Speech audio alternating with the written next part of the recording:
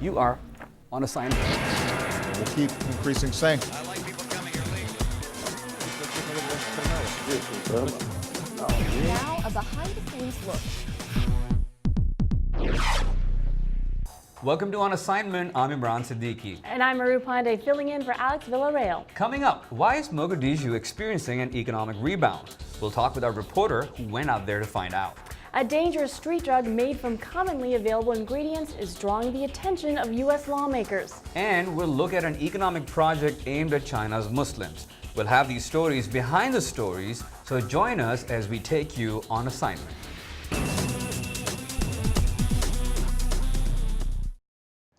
In Somalia's capital, Mogadishu, the sound of hammers has replaced the sound of bullets. A major business boom has taken hold as the city enjoys its longest period of relative peace in 20 years. We had to find out more about the story from our VOA East Africa correspondent, Gabe Joselow. Alex Villarreal spoke with him via Skype. Let's take a look. Gabe, can you talk to us about this rebirth that Mogadishu is experiencing? Mogadishu is experiencing the first prolonged period of relative peace in the last 20 years or so. This is ever since African Union forces and government-backed militias drove al-Shabaab militants out of the capital. And in that time, which has been about the last year or so, a lot of Somali businessmen have returned from abroad, and others have set up shop in areas of Mogadishu that were previously completely inaccessible because of the security situation. Business is thriving at the Indian Ocean Star restaurant in Somalia's capital, Mogadishu. Unthinkable a year ago, today the restaurant is serving lobster and fresh fish to a clientele of well-to-do Somalis and expatriates. It is one of a few businesses springing up here in the Lido Beach neighborhood, an area left to ruin during 20 years of war and conflict. So as you drive through the streets of Mogadishu, you're seeing just new life everywhere, literally springing out of the ruins of buildings that were destroyed during all these years of conflict. And, you know, people are able to enjoy a somewhat normal life that they weren't able to enjoy before, going to cafes, going to the beach, you know, fancy restaurants have opened up. It's really just a 180-degree turn from the way it was about a year ago. Where is all this money coming from that's fueling this growth? Is it from investors? Is it expatriates? Yeah, it's mostly an expatriate community. I should say a Somali diaspora community. I mean, there's over 1 million Somalis who live abroad who left the country during the worst years of the conflict. Many of them live in the United States. Others live in Britain, Canada, all over the place, really. And some of the business owners that are coming back were businessmen in the countries that they had fled to. Mohammed Harid Dage came back to Mogadishu from London 6 months ago, sensing opportunity. We hope Somalis who are overseas, or wherever they are in this world, will come back. If everyone comes back, we can change things, and the young people of this country can be given jobs. The guy who founded Somalia's first commercial bank was running check cashing businesses in Baltimore, Maryland, in the United States. A lot of things called KYC, know your customers. And he had saved up enough money, and he saw another opportunity because there was a complete lack of private banks in the capital. So he came as well, and with just a little bit of startup money, was able to establish something. And what's giving people confidence, these business owners who are coming and starting up, what's giving them confidence that al-Shabaab won't be returning to Mogadishu? Yeah, it's a good question. I mean, I think there's a couple of things. The first is that AMISOM, which is the African Union Force, have had greater success than they've ever had before against these militants. And in pushing them out of the capital was really a major victory that they weren't able to achieve for many, many years. Also, at the same time, al-Shabaab has lost a lot of support. They were initially backed because they were the one force that was fighting against Ethiopian invaders. But when the famine hit last year, the people of Somalia really turned against al-Shabaab because they were seen as hindering a lot of aid deliveries and really just generally being a hindrance to progress. At the same time, the businesses say that, by coming in and setting up businesses and improving the economy and giving jobs to youths who otherwise would have nothing else to do but join a militia, they're actually creating the conditions for a more sustained peace. Now, Mogadishu, of course, was long referred to as the world's most dangerous city, and you still have the United Nations rating no area of the city lower than high risk. Is it still dangerous now? Yes, it definitely is still a dangerous city. I wouldn't want to understate that. For the United Nations especially, because if you recall, I mean, they've been targets in a lot of cities where they operate and a lot of conflict zones, including Afghanistan, Nigeria. And what about for journalists, Gabe? You know, you being there, Somalia is still a very challenging environment for journalists. 6 journalists were killed there this year. When you were there, what level of threat did you feel? You know, I didn't feel too much of a personal level of threat. The city does feel safer than it was in August when I went there last. You know, we rely on knowledgeable security advisors who know the city and know the country very well, and we do travel with armed guards. The kind of threat that you're worried about is kidnapping, you know, random sort of acts of violence. There have been grenade attacks targeting especially events that bring out the top Somali officials. The prime minister was targeted at an event at the National Theater. You know, you might be out in the street and the situation looks calm and safe, but it can turn very, very quickly. What are the hopes for the future? I think a lot of Somali people are incredibly hopeful that this sort of peace will be sustained. But a lot of that is going to depend on this political transition that Somalia is going through right now.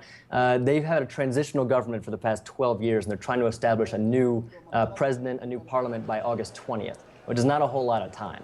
And if they're not able to establish a government that is credible and respected by the Somali people, then you could see potentially the return of you know, I don't want to say warlords, but a kind of militia system. You know, if they're not able to exert proper authority, there's really no saying how long the peace could last.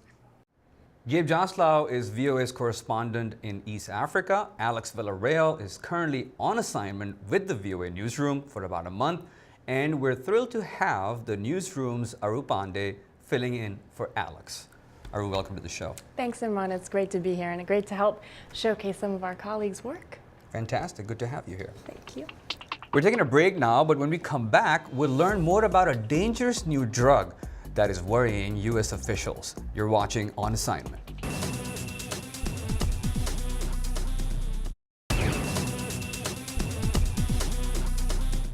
A new synthetic drug commonly called bath salts hit America's streets a few years ago, going largely unnoticed until police began reporting cases of users exhibiting some very bizarre behaviors. Yeah, and VOA has done a series of reports on these drugs, and Alex Villarreal got the inside story from reporter Carolyn Presutti. Let's take a look at that.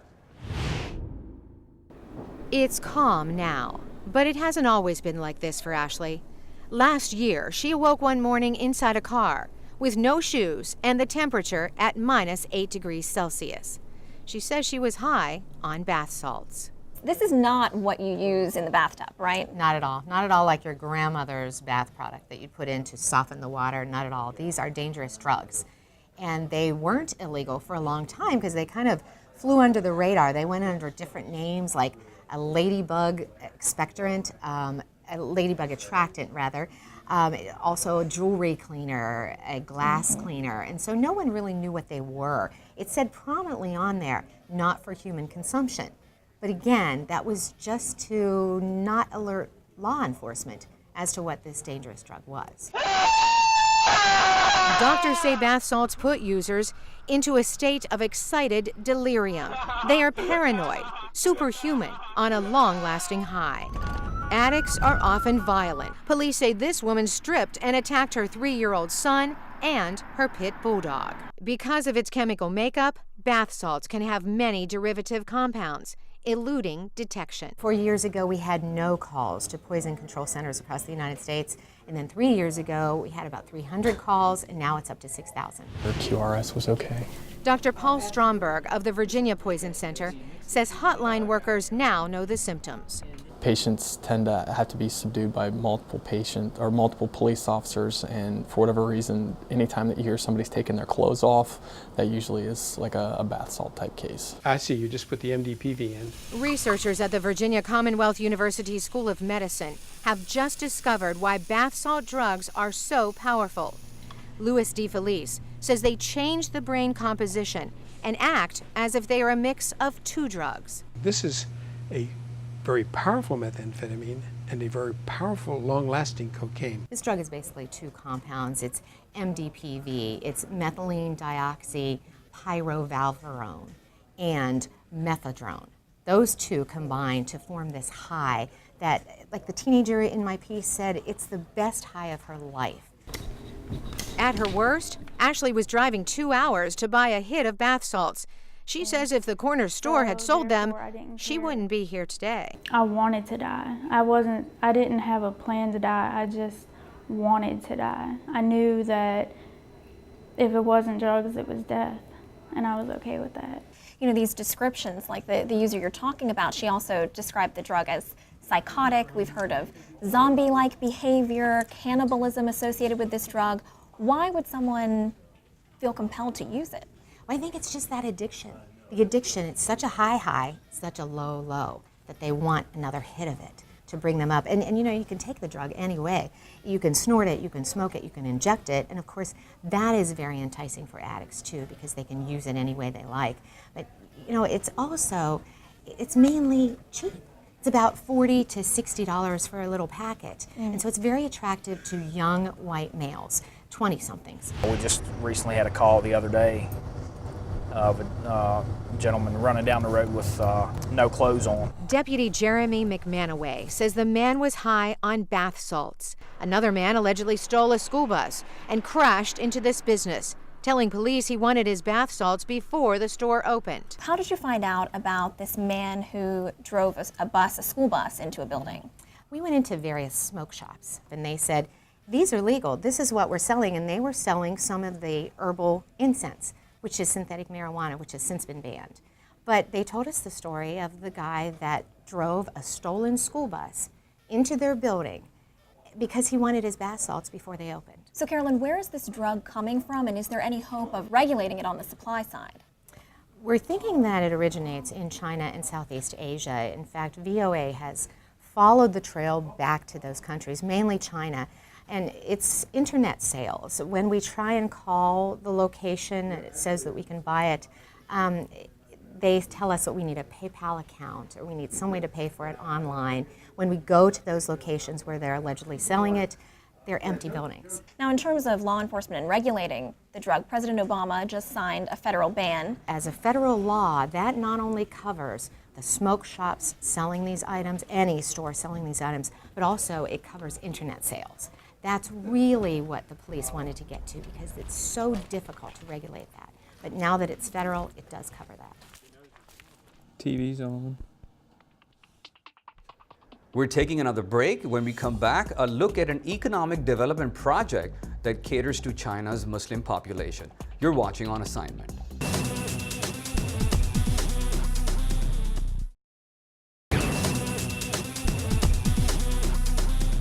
The Ningxia region in central China has long been home to the Hui Muslims, but it's also one of China's poorest provincial capitals.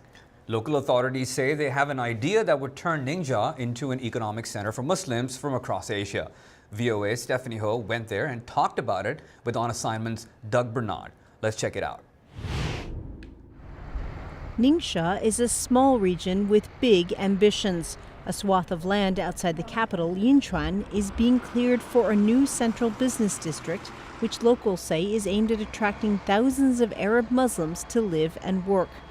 I think the influence will be positive. There are always cultural differences, but it will be a big help to our lives and our food and our development. China's Hui Muslims are descended from Arab and Persian traders who came along the Silk Road, stayed, and intermarried. Ningxia is China's only provincial-level Hui autonomous region, and local authorities hope to take advantage of their Islamic roots to reach out to other world Muslims. Stephanie, in your recent report, you traveled to an area called Ningxia, China, and you said of that region that it's a small district with big ambitions. What are those ambitions?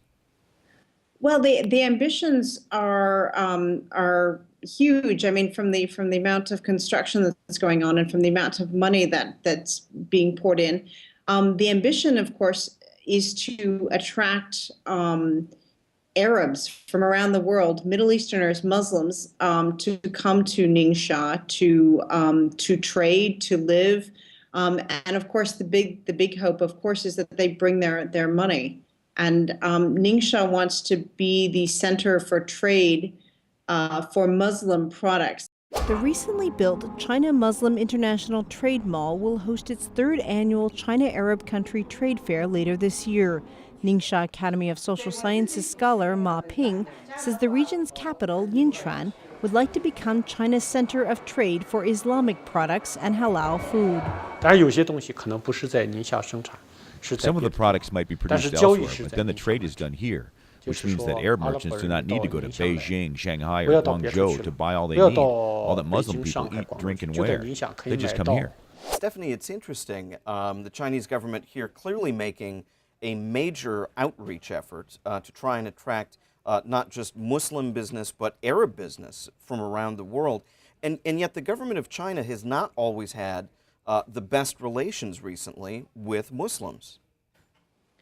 Well, that's actually quite interesting. I mean, the Chinese government's relations, I guess, with Muslims, it's kind of a mixed bag or so. But the Chinese want oil, for example. So Chinese relations with countries that provide oil, such as Saudi Arabia, for example, are relatively good. I mean, they need the oil, and so the Chinese. It was interesting. We talked to he wasn't an imam at the mosque, but there was this quite old Chinese style mosque that we went to, and the man who was in charge of management was telling us, well, we have to manage religion because we don't want those things that happened in the Middle East to happen here. This sort of instability, chaos, and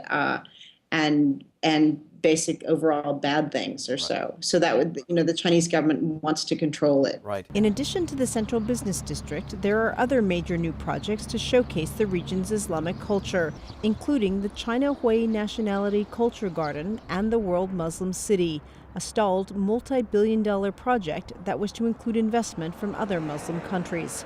Finally, Stephanie, there's some great images that you capture in the piece, large, expansive buildings, mosques, that kind of thing. The one thing that seemed to be missing was people. It didn't look like there were a lot of people there. What was your impression? That again goes back to this sort of little region with big ambitions. They sort of had this mentality of if you build it, they will come. And so you see these huge monolithic, spacious centers, the trade center, the culture center that looks like the Taj Mahal, I want to point out, and other things, but there aren't that many people yet. But they have this feeling that they're building it all in preparation for the hordes of tourists that they're hoping to attract. And so the tourists either from inside China or from other countries in the Middle East or so. Stephanie Ho, great report from Ningxia, China. Thanks so much. Thanks, Doug. What makes a home green if there's no standard by which to judge energy efficiency? Well, a new high-tech home outside Washington may be the key to setting those standards. The home was developed with cutting-edge international green technologies. On assignments, Rebecca Ward saw the so-called net zero home from its early days of construction and has more in this week's full feature story. Let's take a look. Standards are key to determining whether or not a product, appliance, or technique lives up to its hype. And thus the goal of the U.S. National Institute of Standards and Technology, or NIST, is to help come up with those standards to which all others will be judged. These methods of test become adopted by organizations such as ASTM or ASHRAE. And then those methods or tests are used by manufacturers to evaluate their products. And that's the way those metrics get embedded in everyone's consumer usage. Hunter Fanny heads up NIST's Building and Environment Division. He says not only does NIST work with industry associations like the American Society of Heating, Refrigeration, and Air Conditioning Engineers, or ASHRAE, it also works closely with international organizations. We're involved right now in international standards that will connect the smart grid to smart buildings. We're involved in international standards right now, trying to come up with a standard international method of testing heat pumps and air conditioners, because many products now are shipped across borders. and it's an impediment to commerce if each different country has its own test procedure. The Net Zero Energy Residential Test Facility will produce enough of its own energy to keep the home running for a family of 4. But the home's use will be strictly simulated, which is a shame, really, because as far as new homes go, this one is pretty high-end. Automated control panels turn the lights on and off, as well as other appliances. Additional wiring, all linked to controls in the garage, will help NIST carry out tests for new home-scale energy technologies. We needed a test bed that we could actually measure their performance, simulating real-world performance. We have a number of laboratories in our research building, but that's pristine laboratory conditions. This gives us the ability to evaluate the technologies under real-life conditions. All of the appliances are considered energy efficient. The exterior is cement board with PVC trim for a nearly maintenance-free home. Also notice no gutters. Rainwater is captured into retention ponds through a series of perforated piping beneath the gravel to prevent runoff. Neil Deal, project superintendent for Theron Waddell General Contractor, says the home's air conditioning and heating will be from 3 different types of geothermal piping, allowing NIST to compare the efficiency of all 3. This will allow them to test all of the ground source heat pumps and the slinky loop, the horizontal loop, and the boreholes or the wells.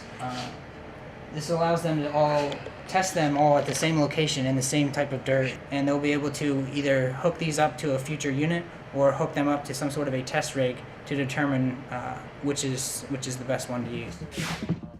Visiting the Net Zero house in its early stages of construction, we were able to see some of the more unique aspects, such as the extra thick insulated walls sealed to prevent air leakage. 2 layers of 2-inch rigid insulation to give a total of 4 inches of foil-faced insulation. And then we have our very important air barrier. That's a self-healing membrane, both a moisture and air barrier, and that goes on top of the 1/2-inch plywood. The basement was built for future radiant floor heating or cooling using water flowing through tubing. Hunter Fanny says the facility also provides a test bed for future green technologies that are still in development, like the much talked about smart grid. The home's going to be smart grid ready. You know, if we have a smart grid and we don't have smart buildings, since buildings use 72% of the energy, we really haven't accomplished a lot. Right now, it's an evolving field. You can't buy a smart grid ready appliance or a heat pump air conditioner that's smart grid ready. Fanny says a smart grid ready appliance would allow for time of use rates. Right now, most people pay the same rate for electricity no matter the time of day. Then, if your house is smart, it will look at those rates and decide, okay, you know what? The cheapest time for me to heat water is between 2 and 6 in the morning. And then I can store it and not be heating it during the summer afternoon when everyone's got their air conditioning running. For the next year after completion, NIST Net Zero House is expected to demonstrate that a typical family residence can produce as much energy from renewable resources as it consumes. It will subsequently be used to develop data and measurements of energy use and production in real-world testing conditions. Rebecca Ward, VOA News. And that's our show this week. Join us again next week when we go to London for a look at some of the many things happening there as the Summer Olympic Games begin. That's right, Aru. We'll be talking to our correspondent, Al Pesson, who is in the British capital. And in the meantime, you can catch all of our programs at voanews.com and on Facebook. From all of us at On Assignment, thank you so much for watching. We'll see you next time.